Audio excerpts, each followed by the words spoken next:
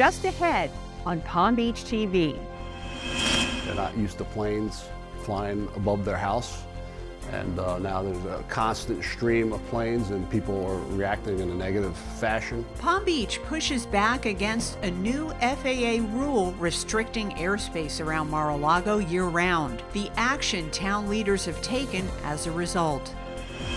A traffic alert for the upcoming weekend with an expected presidential visit, how to stay updated.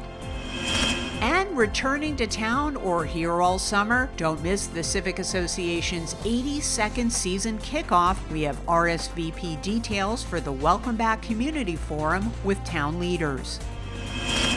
Those stories straight ahead.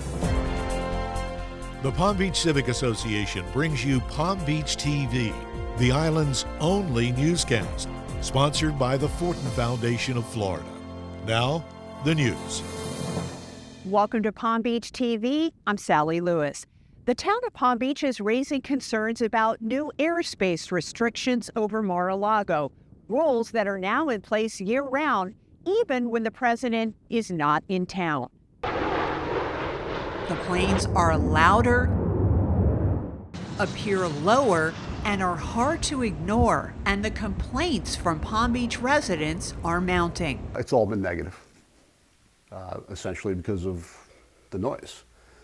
Some people now, it's interrupting their sleep, it's interrupting their enjoyment of their outside of their house.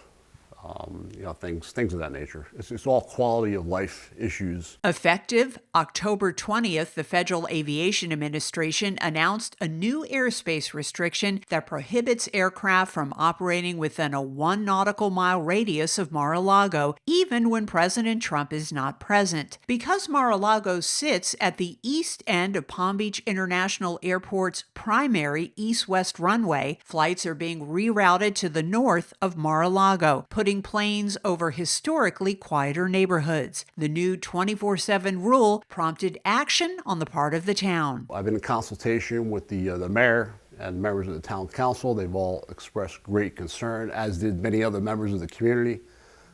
So we've reached out to our local contacts here in the Palm Beach County and Noise Abatement Office. In a formal complaint letter to the FAA, Mayor Danielle Moore writes, "The blanket restriction has resulted in significant and measurable disruption to the community, including excess aircraft noise, emergency response delays, and a lack of transparency and justification." She says Palm Beach is proud to host national leadership, but we believe that security and civic harmony are not mutually exclusive. Letters have also gone out to the director of the Secret Service, Congresswoman Lois Frankel, and Senators Rick Scott and Ashley Moody asking for assistance. Town Manager Bluin hopes the effort will result in some answers. Essentially what we're trying to do here is who issued the directive, where is it coming from, and why?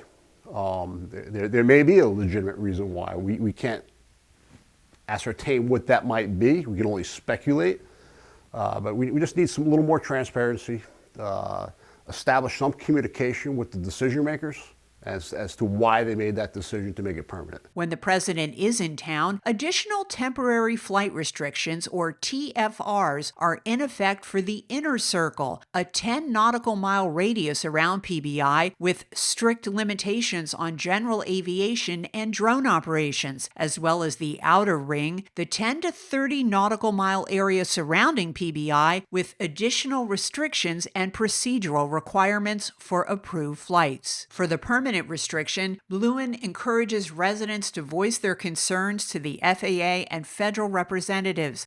Contact information can be found on the town's federal government webpage in the legislative branch section. You can also attend Palm Beach County's Department of Airports Citizens Committee meeting on airport noise on November 6th at 6 p.m. located at the airport. The address is on the screen and in the resources section of this newscast. Town Council President Pro Tem Lou Crampton is the Palm Beach representative on the advisory board.